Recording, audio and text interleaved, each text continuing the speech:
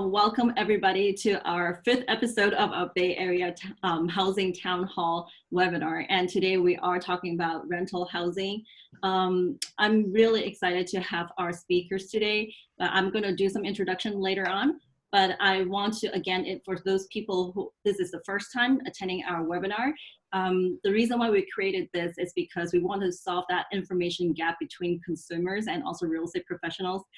As you know, most of us have been on the webinar and constantly trying to find out what's going on during this coronavirus pandemic. And a lot of things have been changing, but consumers don't get this information. So that's why we created this webinar.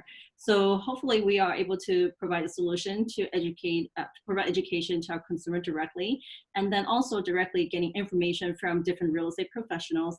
That way our consumers can feel empowered when they have to make decisions whether they should buy or sell or hold off on any of that. I love this quote. Oops. It says, "Do what you can with what you have where you are." I feel like this is the time where a lot of us just feel like, oh my gosh, we can't go anywhere. What are we going to do? How can we continue to work? Or what else can we do? I think we can still use very limited resources that we have and continue to work. And I'm so proud of our real estate industry, even though we couldn't do any showings on homes that are occupied, but we're able to find ways still to do virtual showing, educate our seller how to do it, things like that. So I definitely would like I definitely would like to encourage everybody to just do what you can right now, no matter what your situation is.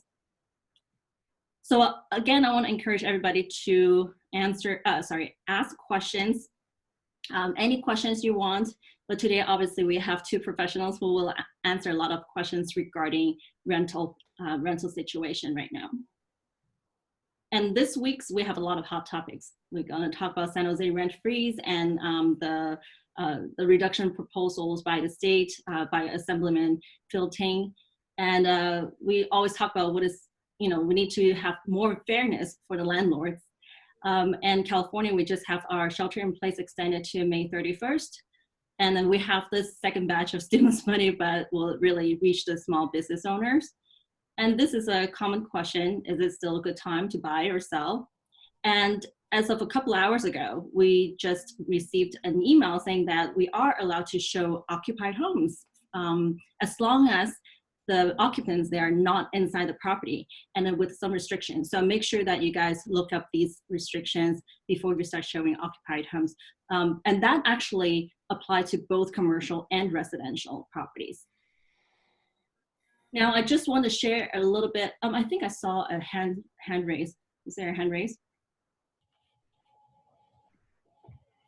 No? Maybe not.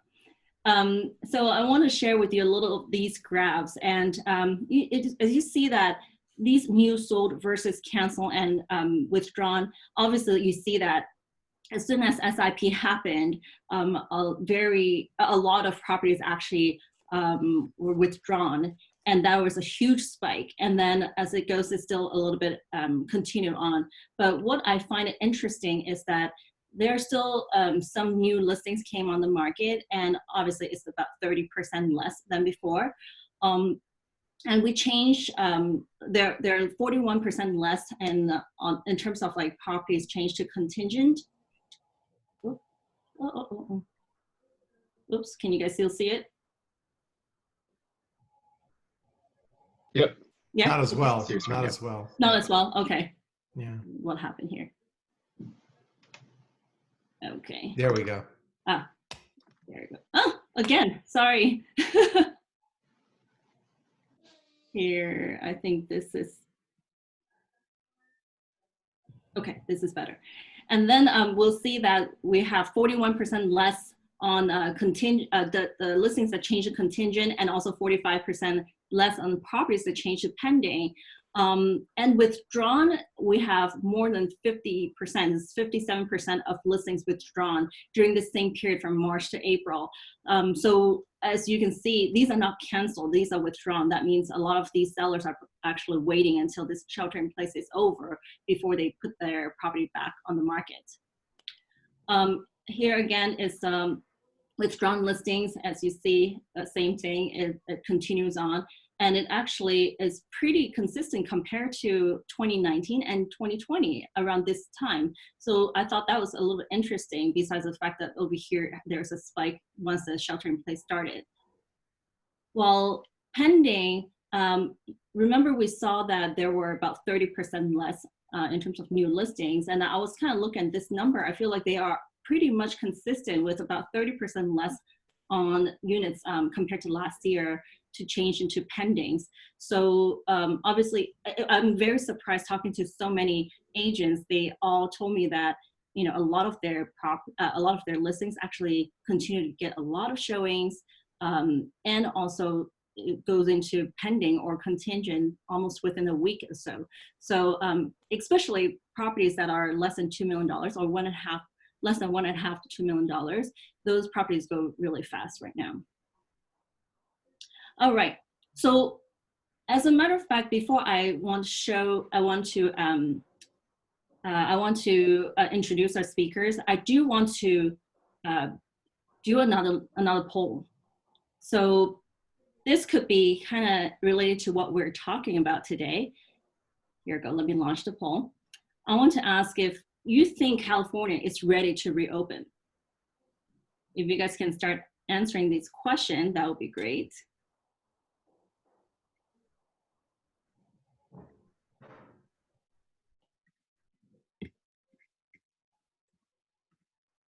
Okay.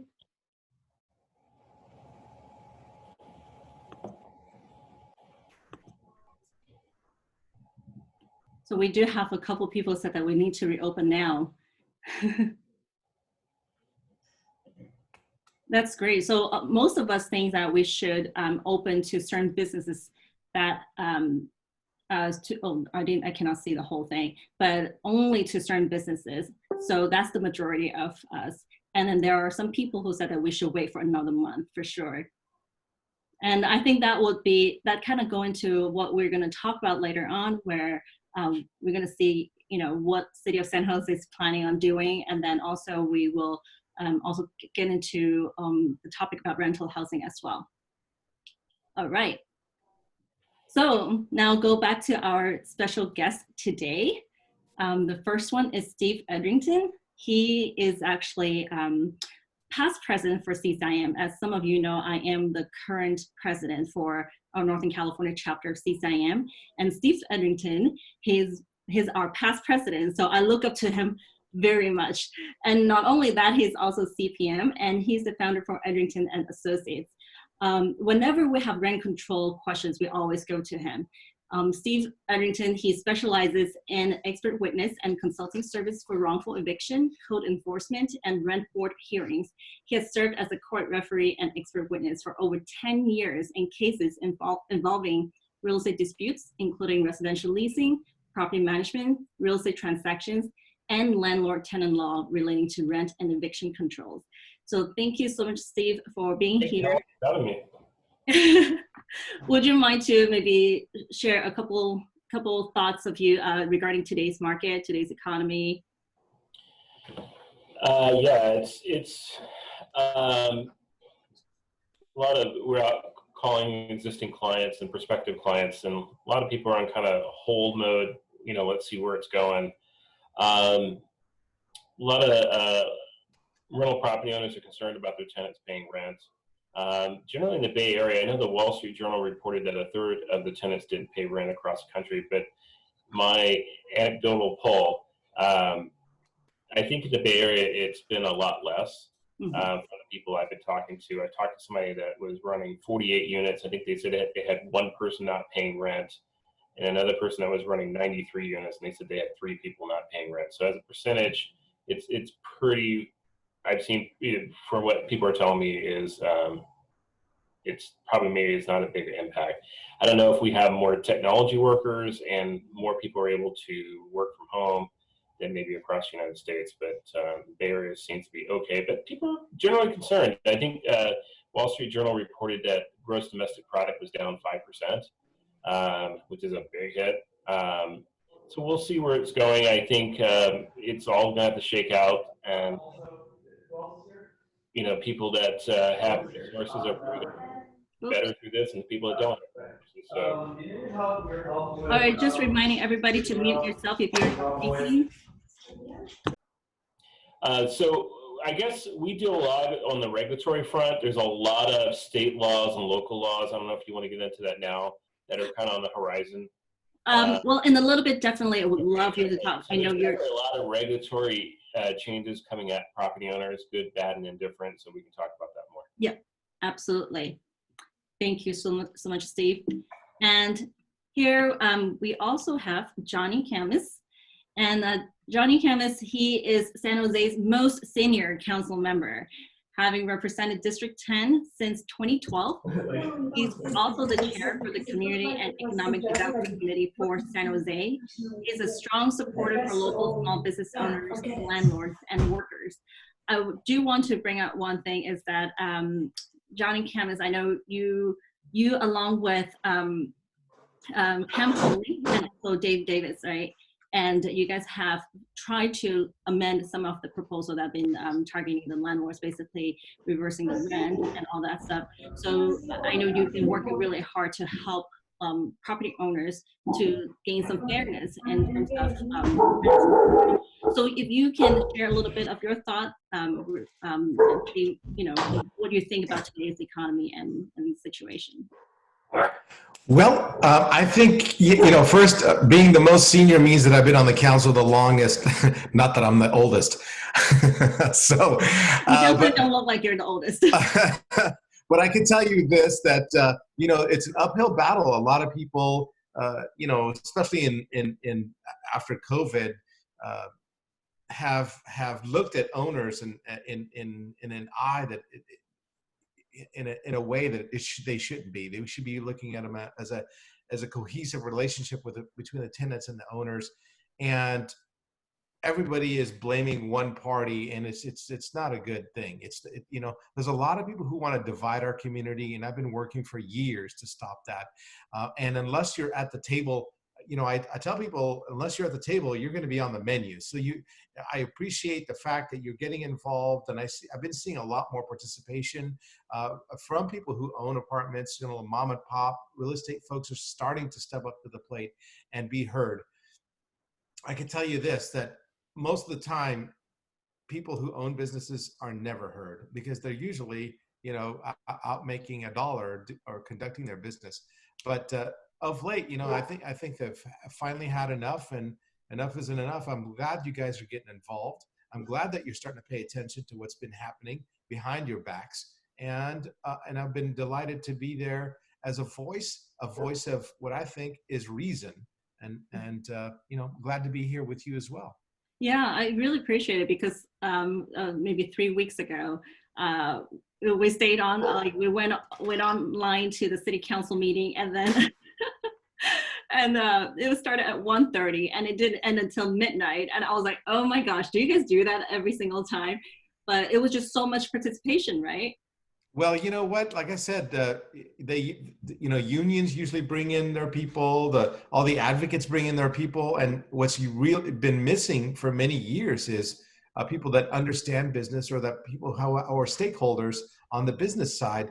And I was really happy that a lot of people actually stepped up and hung in there till some of them till midnight, and I was really proud of them. And quite frankly, that session shouldn't have been had to begin with, because a lot of people try to skirt the rules, quite frankly.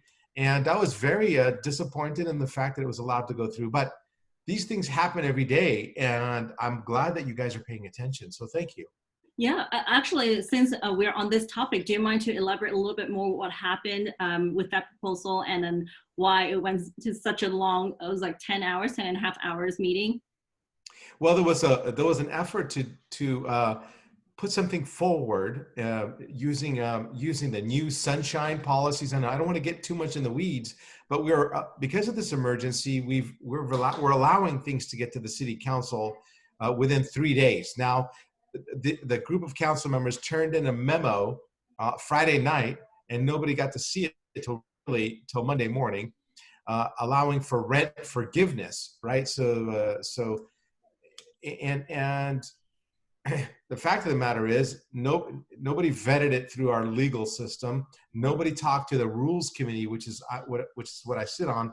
And had it gone through the normal process, we did it out before.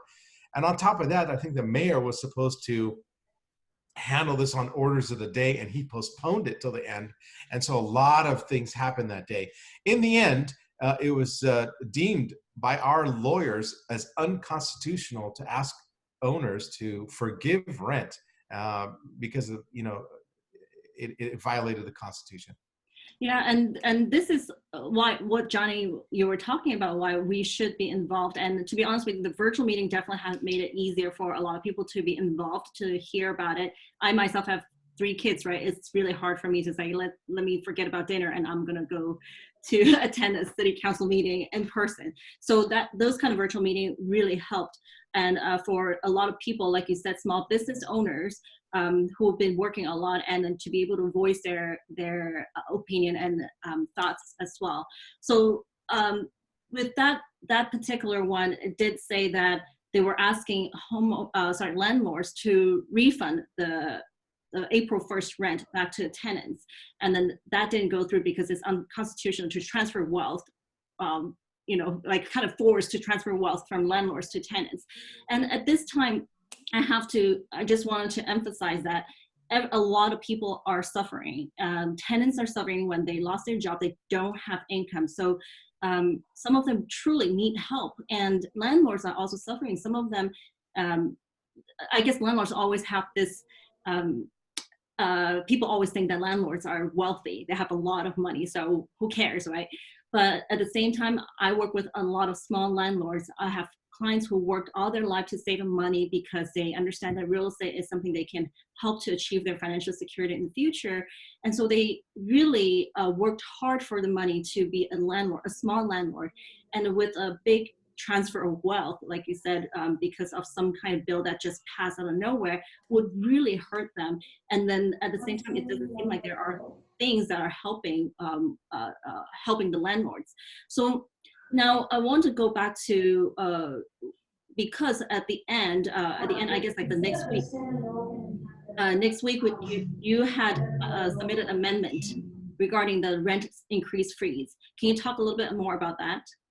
Well, so originally the same group of folks who wanted to do the rent forgiveness, they changed their mind and turned it into a rent increase freeze.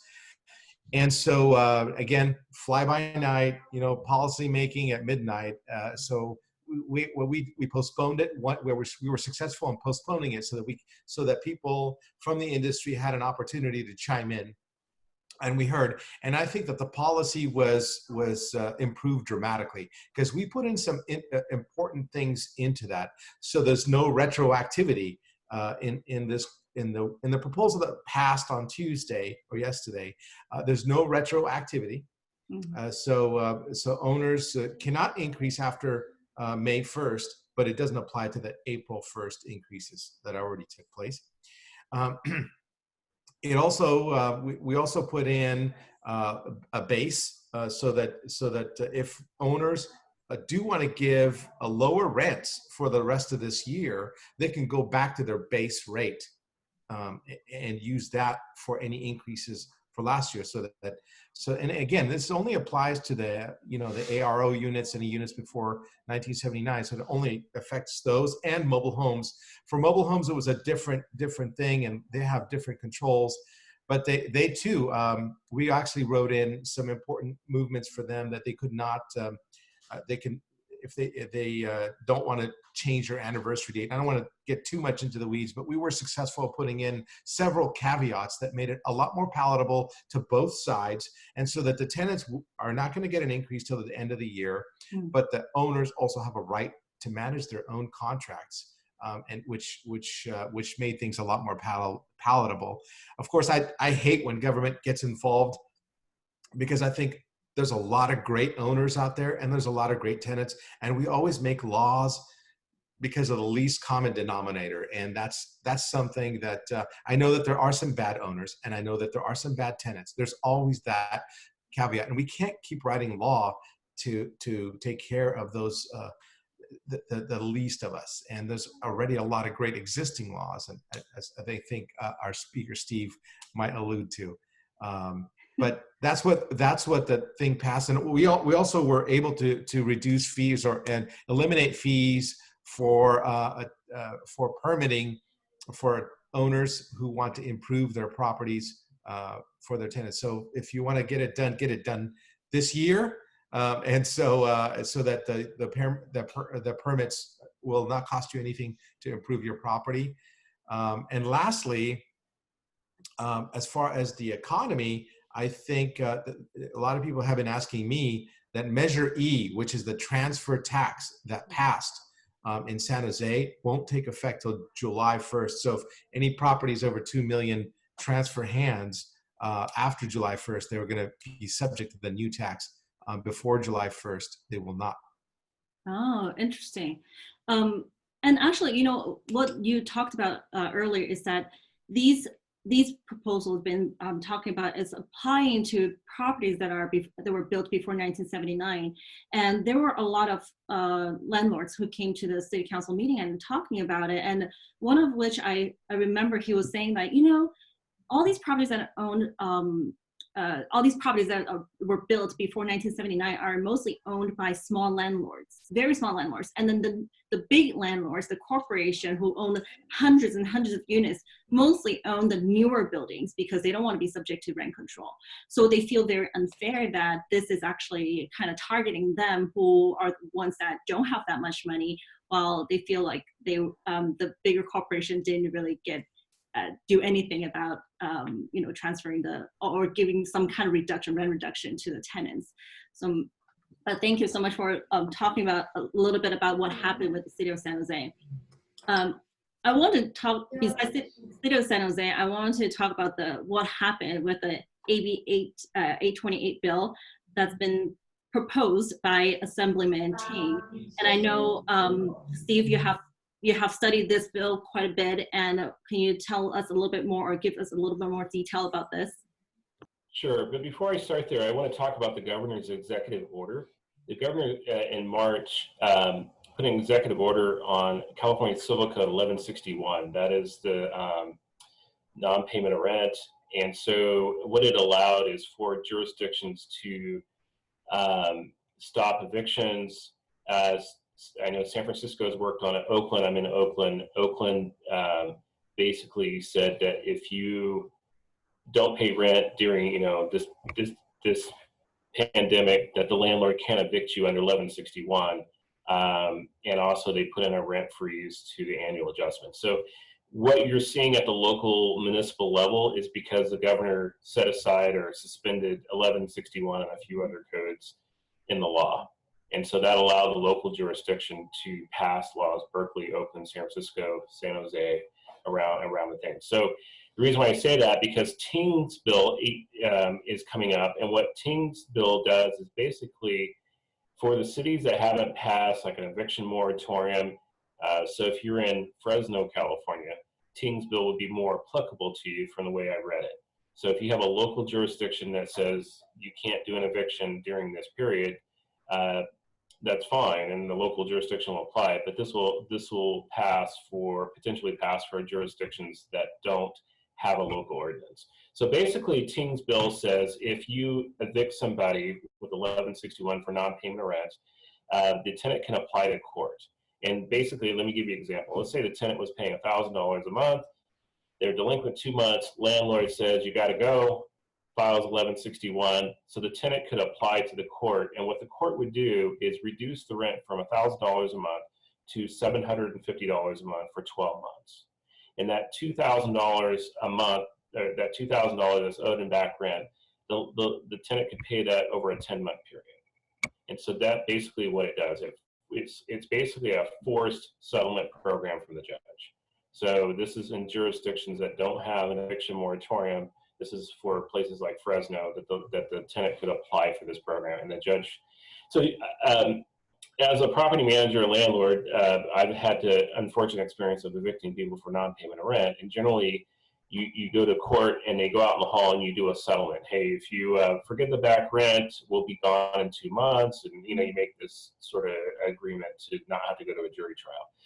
This just basically enforces it and says, this is what you get. It's an automatic, almost like a Chapter 13 trustee bankruptcy plan. It allows a judge to enforce this plan, and both people have to do it. Now, if the tenant signs up for this, if the tenant gets into this plan and they fail to perform, then the landlord can move forward with the eviction. So that's one part of Ting's bill. The other part of Ting's bill is California is a non-judicial foreclosure state, and more than 95% of foreclosures are happening through a non-judicial. So the trustee files a notice of default with the county recorder, followed up by a notice of trustee sale. They hold the trustee sale at the courthouse, and then the trustee gives a trustee's deed that's recorded. Under Ting's bill, the county recorder cannot accept during this COVID-19 period a notice of default, notice of trustee, or a trustee's deed. So they will not accept those, and so basically they will put all the non-judicial foreclosures on hold, which is more than 95%.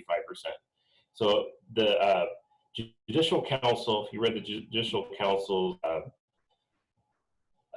policy that they put out, they stopped judicial foreclosures, but that's very little. That's somebody suing somebody in a court environment for foreclosure. But by and far, we think over 95% are non-judicial. So Ting's bill would stop that during the COVID-19. So it has two things, one for landlords and one for foreclosures. So when you say stopping the foreclosure, I mean, for how long? Well, it'd be during the COVID-19. So as long as there's a declared crisis, if you are in default with your bank, the bank could not file a notice of default against you. They could not start the eviction, the foreclosure process. So this is something that actually helps the landlord, which we talked about before, is like, hey, if you're only giving tenants some kind of relief, what about the landlords? They do need some relief. So this, yeah, you might not get foreclosed, but your bills must continue to increase, and all right. the late fees. My concern is, well, I wrote an op-ed piece in the San Francisco Chronicle. It got published, and it was kind of critical of the governor, and I'm sure I'm on his blacklist now. But I always felt that by creating these eviction moratoriums that, say, Oakland has or San Francisco has, you're kind of kicking the can down the road. And I felt like the governor had put together a plan in place to give grants to tenants, because what it's doing when the tenant can't pay rent and they say, well, you can't pay the landlord, and you don't have to pay the landlord, and the landlord doesn't have to pay the bank, it's a cascading effect of bad outcomes. So I really feel like we should be figuring out grants, putting it in the tenant's hands, figure out people that really can't pay rent, help them out, because otherwise you're just kicking the can down to the next guy, and he's gonna go under too. So I predict, just from what I say, a lot of small landlords are just going to get crushed and go into foreclosure. I really see it coming.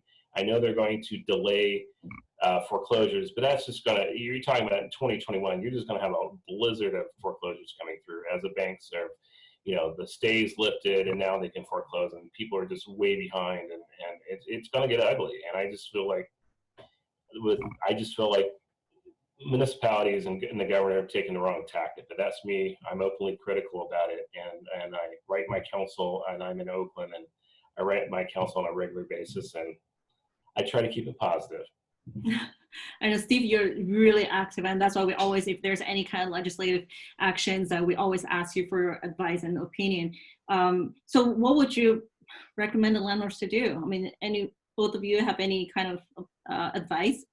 Well, I would say, 99% of landlords and tenants are great, wonderful people. And as Johnny said, that, we make laws about the 1%. My feeling, there's a special place in hell for both of those categories. It's very small. I've seen some awful tenants. I've seen some awful landlords. I generally think, talk to your tenants, work with them, try to come to a conclusion. If people are really struggling, understand that, people are freaked out, they're afraid. Figure out, be proactive. What can we do? Is there anything that we can do to help you in terms of filing for unemployment or PPP, whatever you got going on, and really kind of talk with people and talk people through it. I mean, people are freaked out, but I think going to your corners and putting up your, and duking it out and trying to create a legal process, Usually the lawyers win, and my experience, landlords and tenants are on the short end of the stick. So I think if you're a tenant and you're having problems, call your landlord. Hey, I need to meet you, or we have a chat, or a 6 feet distance coffee, or whatever we do, and say, can I work out a plan with you? And if your tenant didn't pay rent this month, get on the phone and call them. Say, hey, Bob, what's going on? Why didn't I get rent this month? What's going on in your life? And not that the landlord's trying to get involved in people's lives, believe me, but have a proactive conversation and try to resolve it. You don't need a failed tenancy, and I haven't seen landlords make money evicting people. It's just a real pain in the butt, and lawyers make out. But if you can talk to people, work it out. Hey, pay me what you have. I'll just give you an example. I had one of my tenants. He was paying rent late every month. And I finally said, Brian, what's going on? And he told me he was struggling in his business. And I said, Brian, you're not a bad guy. I gave you a 3-day notice not to pay rent or quit. Why don't you go rent a cheaper apartment? I said, you can't afford what you're living in. He said, would you give me a good reference? I said, well, have the landlord call me. I'll tell him the truth. So the landlord called me. I said, I gave Brian a 3-day notice to pay rent or quit. He's really a good guy. He's struggling in his business, and he needs to pay less rent. I think he'll be a good tenant. 3 years later, when that guy was back up and running, he really thanked me. I went to his business one day, and he's like, he came over, gave me a hug, and said, I really appreciate you helping me through this. So I think, let's be humans about things, and this is a tough time. Work with people. That's my best thing. I work on a lot of cases, and people are duking it out. At the end of the day, you're just poorer and more frustrated generally, and have a worse outcome. So I really, people are struggling, understand that, try to help people and be reasonable about it. It's what I think is really the best approach. Yeah, and Johnny, you have some advice? I think your advice was very cogent. I think if it gets to my level, it's gone too far, and you haven't done your legwork. So I'd rather people talk to their. I mean, I own a rental property myself, so as soon as this thing hit, I just asked about how they're doing, how's their business, is everything going to be okay, and we talked it out, and I made a deal with them about this coming year, and renegotiated the rent. So I mean, I want these people to make it too. I love my tenants. Most people don't understand. I mean, they think that we're greedy and unforgiving, and that's not the case with most owners. That we at least if you have a good tenant, you want to keep that tenant. You don't want to let that tenant go. So exactly. Yeah, I absolutely agree with you. At the end of the day, it's an open communication, just like any relationship, right? If you communicate, and also we have to remember, we have to be compassionate about their situation. This is affecting every single person not just this country, it's like everywhere globally. I personally have some experience as well where my properties are out of state, but we have tenants who've been causing a lot of problems before even shelter in place happened. And then now they know that all the courts are closed. So they're like, I don't care. I'm not going to pay you anyways, no matter what. I'm not even moving out at all. And even the tenant pull in some other roommates who have warrants. And police still can't arrest the person because they said, because of COVID-19, we are not arresting him because afraid that of the coronavirus spread. So it is difficult, just like what you guys are saying. There are a lot of great tenants there, but then there are some that are causing some trouble. So be sure to talk to your property manager or your real estate professionals if you guys are struggling with that incident, and see what other advice you can get. And as a real estate professional, we need to remind our clients, what are the steps that you can do to avoid these situations. Hold on, I just have one other comment. It's great, try to work things out. Sometimes things don't work out. The landlord-tenant laws have gotten so crazy and complicated that before you say, get out, or I'm evicting you, or whatever you're going to say, you need to have a competent lawyer help you. Not your friend's divorce lawyer. They may be a great, fabulous divorce lawyer, but they really are not helpful in landlord-tenant.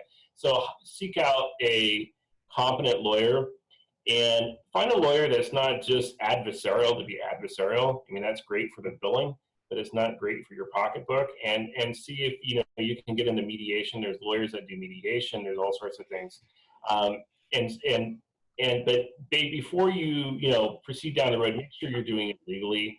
I know we deal with a lot of like code enforcement issues, and there's tenant move out rights and relocation ordinances and just cause for eviction, and you can get in hot water quick if you do it wrong. So that's what I would say. And to the council member, usually by the time it comes to council, it's crazy, and people are angry, and he's having to listen to you at 2:30 in the morning, and he's not happy, and all those sort of things. That is so true. Okay, there's actually a question in the Q&A box. Like you said, the law is always on the tenant side, but landlords would need help as well because banks cannot do favors down the road. Will there be zero or low interest rate loan programs for landlords to leverage then? Not from the city government. I think there has been efforts through the banks to allow for forbearance, so that is out there.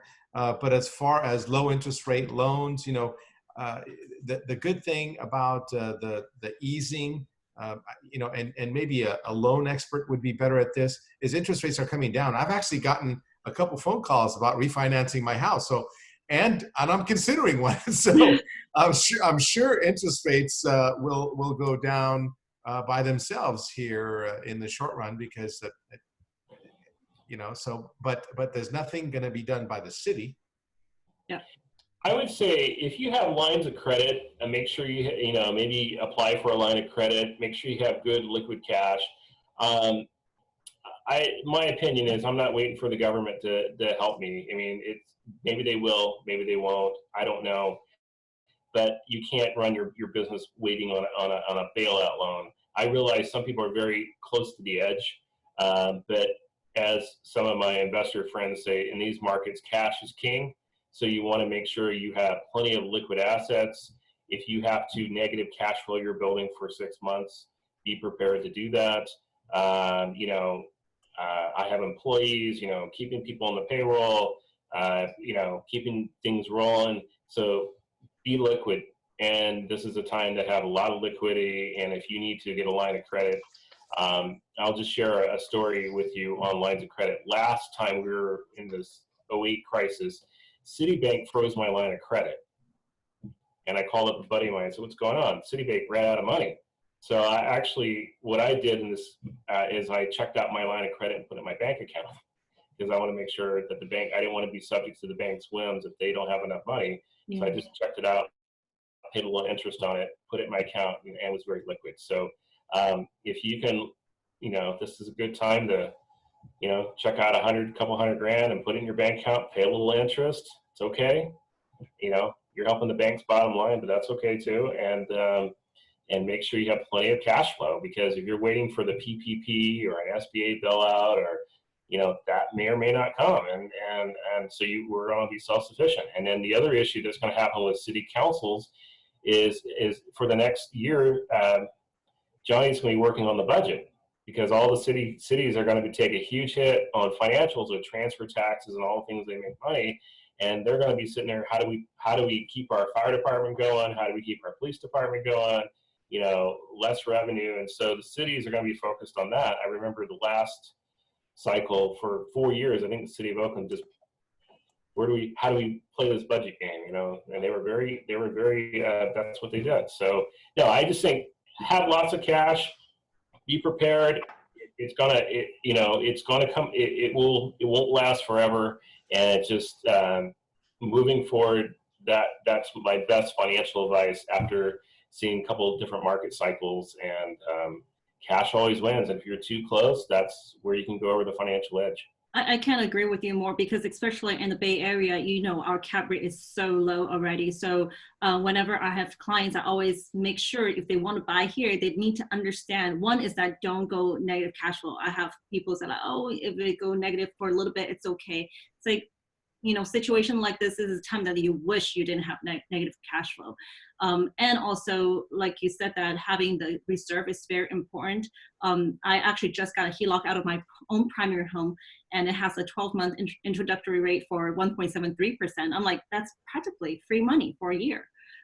So it is important for people to understand having enough cash reserve, especially if you're a landlord. It is going to be a rough road ahead, but just be prepared and you'll be fine. And hopefully we all get out of this safely. There are a couple questions. It says, what is the current timeline for courts to open, mainly for evictions? How much delay this is expected with a backlog? We don't see, on non-payment of rent, we don't see the courts, your case getting to court until 2021 probably. Oh my God. Well, I mean, right now the courts are closed. So we don't know. So once they have June and you start your filings, so yeah, so we're talking about June, July. I realize non-payment of rent is on a fast track.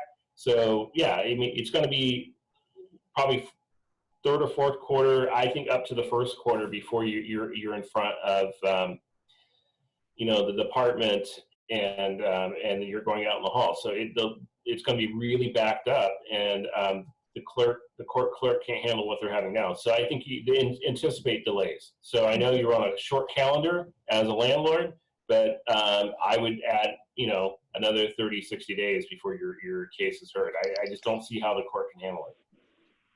They're going to be bombarded. Yeah, I absolutely agree. I can see that. Johnny, do you have any idea?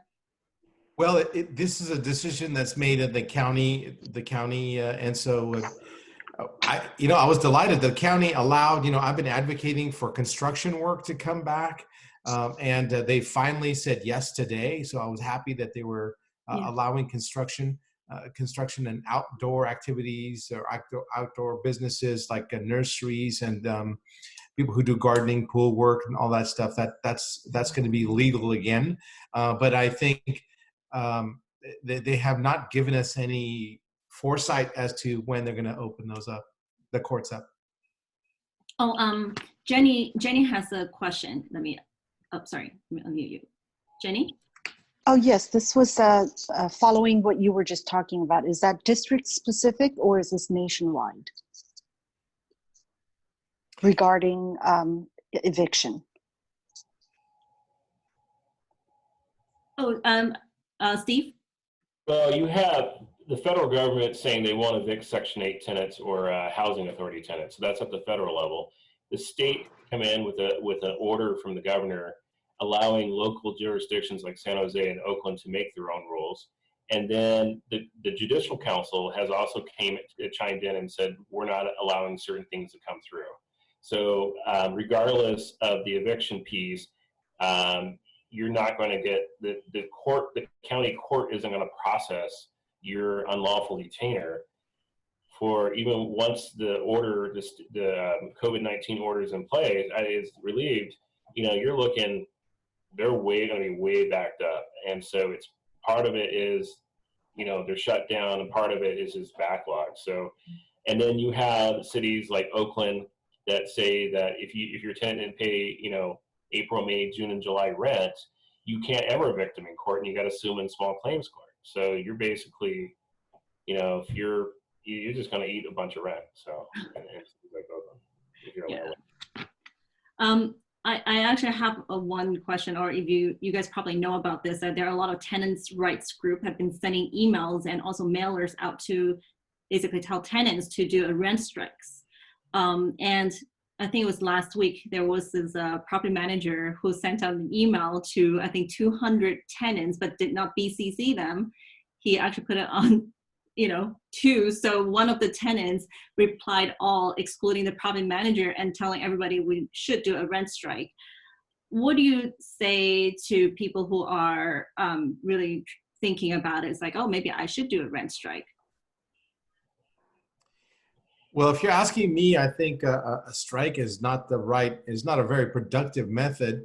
I think in the end, either you're going to be evicted, as a tenant, I'm taking it from the tenant's point of view. If you don't pay your rent, you're breaking your contract. And I know maybe I'm talking like a lawyer. Eventually, when the courts open, I mean, you can cause some pain to that owner. But in the end, you're not going to find the housing. The housing is tight here. You're not going to find a whole lot of vacancies, and especially if you have a black mark on your record for not paying your rent, because quite frankly, your credit rating will drop. So it's not the most productive way to go. And I think, as Steve had said, better to talk to your owner and see if you can renegotiate your rate if you find it too hard to pay. And it's better to have a dialogue than an adversarial relationship. And you can get more from what do they call it? Get more from honey than from you can get more bees with honey than with salt. I think it's counterproductive. Where I think tenants should be pressing on local jurisdictions like the city of San Jose is to reduce restrictions, increase height limits, have more favorable ADU laws. At the end of the day, rent control doesn't create more housing, and what we need is more housing. So anything that the city can do, in my opinion, we've been over restricted with zoning, and so I know we're now talking density, and with 6 foot, shelter in place. But I think that the ultimate solution is to build more housing. State Senator Scott Wiener said that we're about 2 to 3 million housing units behind, and we continue to not build enough housing. And so even though we may be going into a deep recession, I think we have to put political pressure or at least give council members room to make decisions, because and to create more housing, more density. Because in reality, I know a lot of landlords complain. I used to run East Bay Rental Housing and used to be the lobbyist, and landlords complain about all the rules, but we have to build more housing. And I understand a council member, it's easier to tell a bunch of landlords no than to sit on council and try to push an apartment building through a neighborhood and have all the neighbors yell and scream at you. And so they tend to take the reactive thing. Well, they probably all personally know that more housing is the answer, but it takes a lot of courage for council members to say, no, we need that high density housing. We're sorry it's going to create more traffic in your neighborhood. It's going to put a shadow on your building. It's going to do all these things. But we have to have, more housing. What are we going to put a wall on the border of California and Nevada and say no more people can come in? I mean, that's crazy, right? So we have to provide housing as the population grows. Otherwise, housing it has a really negative impact on jobs. For example, I've had construction workers work for me. They live in mountain house. They drive, it says it's over $50, a day in gasoline because they're driving their Ford F-150 from, I-5 to Oakland to do work for me. And I'm going, why is that? They said, we can't afford to live here. Mm-hmm. And so we have to create housing and more housing if we're going to do it. So I know people are opposed to high density, or what we call Manhattanizing the Bay Area, but I'm not sure what the other choice is. I don't think city councils have enough money to buy affordable housing, and obviously rent and eviction controls. You're just exasperating the problem over time. And I've been in Oakland 25 years. We've been in a constant housing crisis because we don't build enough housing, and we have to build more housing. So when I talk to tenants, I say, we really all need to push together, go to city council and say, we need more housing, relax some of the rules, let's go higher density. And I think that's ultimately where we have to go. And creating more rules and more restrictions, it's not going to get us there. So Johnny, I'd like to hear your response on that.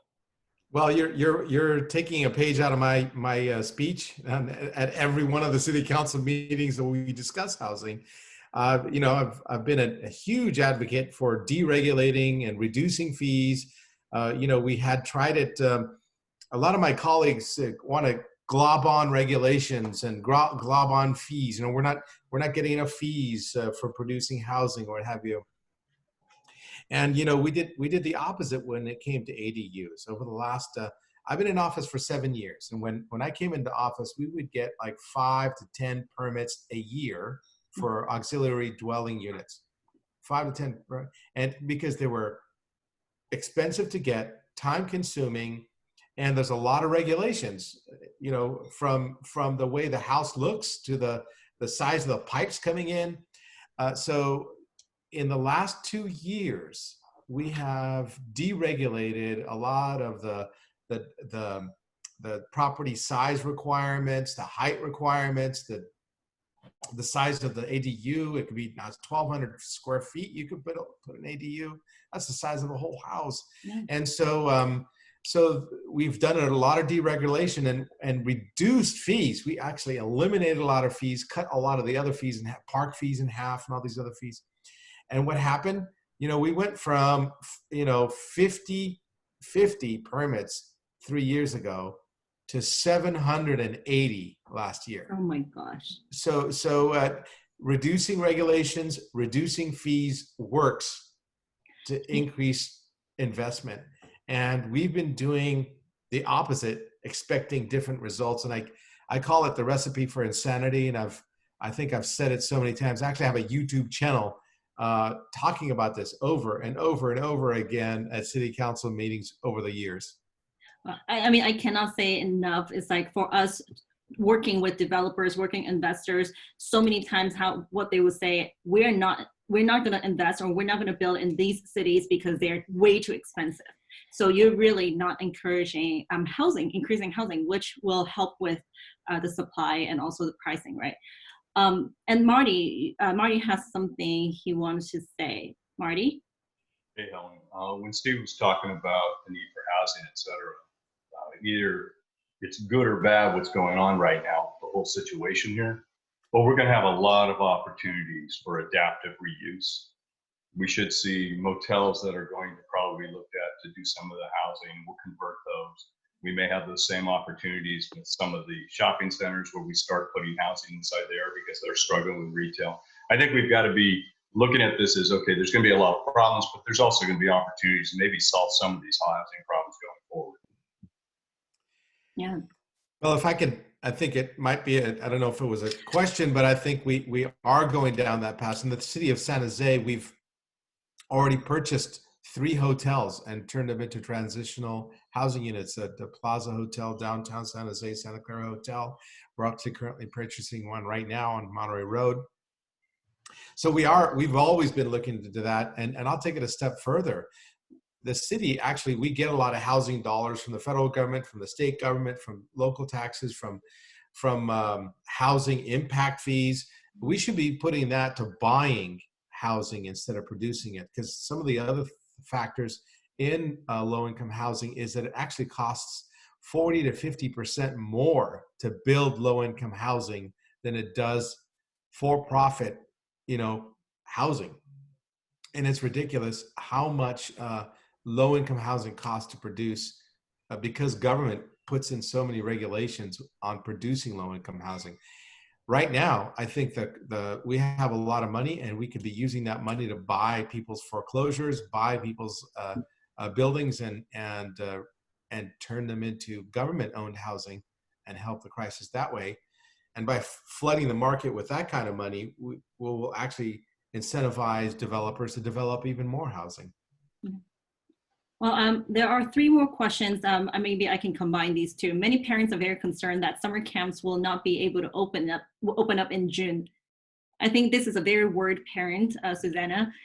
Do you see summer camps will be canceled as well, Johnny?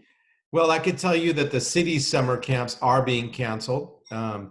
It's a very valid concern, and I know that our Parks Department is unfortunately closed down the public swimming pools as well. And so it's a very valid concern. And just yesterday, I don't know if anybody tuned in yesterday, but I was actually on the news on a couple of channels talking about the budget deficit that we have. We went from predicting a $25 million budget surplus this year to a $45 million budget deficit. So it was a $80 million swing within a 1 month period. And so we are looking for ways to cut services, not increase services. And so And so that's not the only reason why we cut the summer camps. It is because of health reasons, and the county is not allowing us to open up, for example, swimming pools, because bacteria could travel from one child to the other in the swimming pools and in our day camps. And so as long as we don't have a way to mitigate the spread of the virus, we will not be hosting these gatherings for kids. Mm-hmm. And so is there another question is like, what are the current timelines being discussed within city officials on easing for shelter in place? Well, I have been advocating for easing business, the capability for businesses to get back to business for the last 2 weeks. I've written op-eds, I've been on the news. Fact of the matter is, these decisions are controlled by the county's health department, and Dr. Cody's, she has her own plan, and we're trying to get through. We even passed a memo last week saying that we will officially question some of her decisions because we're a charter city, and we're still looking into the ability for us to make our own rules. But at this time, we have to live with whatever rules that the county sets for us at the county level, and we don't have really much of a say-so other than to complain, why don't you open this? But thankfully, we have allowed, as of today, in fact, the county is allowing construction of all types to restart.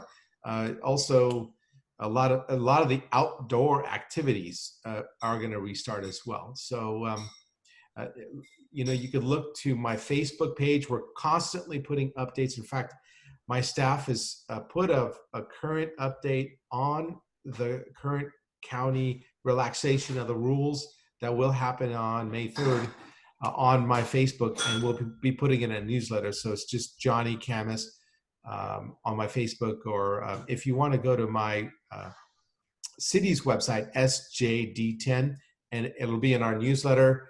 A lot of important things that we put on there, including crime statistics, will be in this next newsletter. A lot of people are concerned about crime. Most of the crime is shifted from residential burglaries to business burglaries, which is even worse for our businesses.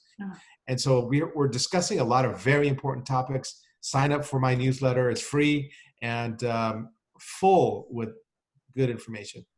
Yeah, and I know Steve Edrington, you also has your newsletter. If you guys don't mind, can you guys type it into maybe the chat box with your, the contact information, so the audience can actually reach you guys. I know we are already 5. We do have 2 more questions. Are you guys still have time for 2 more questions? Sure, yeah. I'm okay. Okay. I have a buyer who would like to apply to build an ADU on the property they just bought. All the departments closed, even with email response. No, if it's in San Jose, I don't know if you're calling from San Jose, but if you're in San Jose, we are allowing for permits, but your contractor won't be able to work till May 3rd. So we just want to make sure you know that. So you can get your permit still. And we even have something called ADU Tuesdays, which you can get on the phone service. So if you have any trouble, I'm going to type in my email, my personal email at the city, and I'll also type in my city's website here as soon as I can figure out how to use it. But I'll type it in right now. So if you have problems with ADUs, we've helped numerous people with ADUs in my office. Awesome. And I know, Steve Edrington, you're like a specialist in ADU. You talk a lot about that, especially for Alameda County. Do you know if there's anything that's open? Well, a lot of the cities will let you email in plans and other things. City of Oakland is closed to the public, but you can do some. I know they're doing some plan checking stuff. It's just really slow. We're kind of stuck on some other things. Our firm does a lot of feasibility inspections for ADUs, because a lot of things that we deal are illegal units, and the new ADU rules allow for a path to legalization. So we're helping a lot of our clients on that front. I do a weekly email on landlord-tenant rules. We follow the state and local jurisdictions. So you're welcome to go to my website, sign up, and we send out a weekly email. We just sent one out on Tingsville. kind of outlining what it is.